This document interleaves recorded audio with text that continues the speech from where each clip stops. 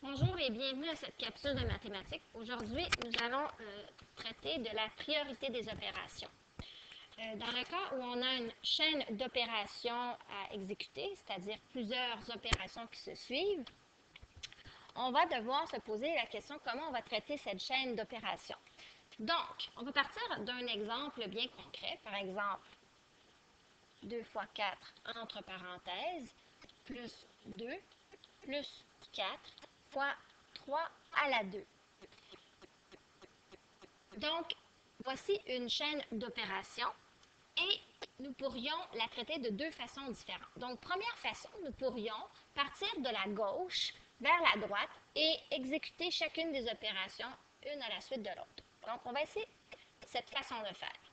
Donc, 2 fois 4 égale 8, plus 2 égale 10, plus 4 égale 14, fois 3 à la 2, c'est 3 fois 3.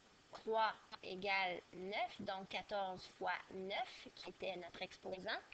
Donc, 9 fois 10 égale 90. 9 fois 4, 36. Donc, 90 plus 36 égale 126. Donc, on aurait une façon de traiter cette chaîne d'opérations de la façon dont je viens de l'exécuter et ça nous donnerait un résultat de 126. Allons voir maintenant avec une deuxième façon, toujours à partir du même exemple. 2 fois 4 plus 2 plus 4 fois 3 à la 2.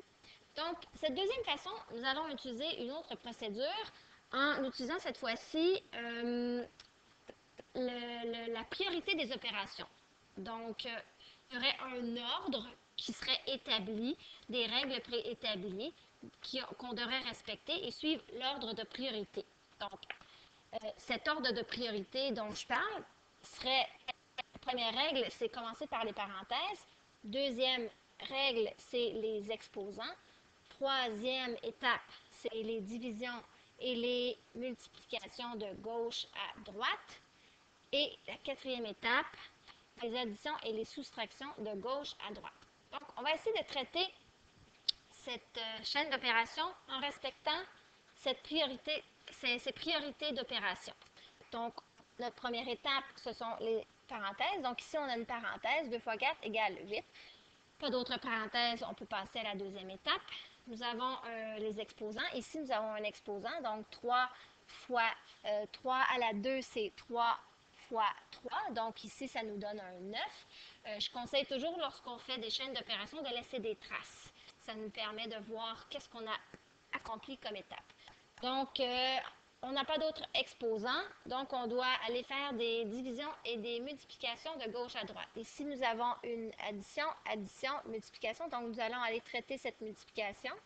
Donc, ça serait 4 fois 9, qui était l'exposant, qui nous donne 36. Et ensuite, on a les additions et les soustractions de gauche à droite.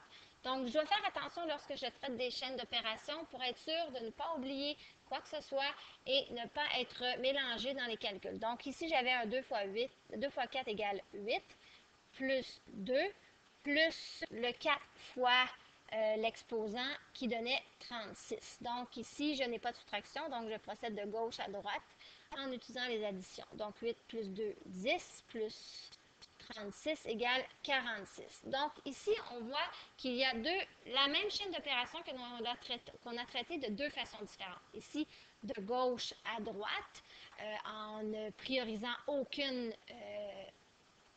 opération plus qu'une autre. Et la deuxième façon, en respectant l'ordre des priorités. On voit très clairement que les réponses ne sont pas les mêmes. Donc, évidemment, si on veut s'entendre sur une forme, une façon de faire qui va permettre à tout le monde d'arriver à la même façon, on doit s'entendre sur la bonne méthode. Donc, vous avez bien imaginé que cette méthode ici n'est pas la bonne. On doit absolument respecter la priorité des opérations pour exécuter une chaîne d'opérations. Donc, lorsque l'on traite une chaîne d'opérations, toujours bien laisser des traces de ces calculs et bien respecter chacune des priorités d'opération qui sont premièrement les parenthèses, deuxièmement les exposants, troisièmement, les divisions et les multiplications de gauche à droite. Et la quatrième étape, les additions et les soustractions de gauche à droite. Donc, bonne chance!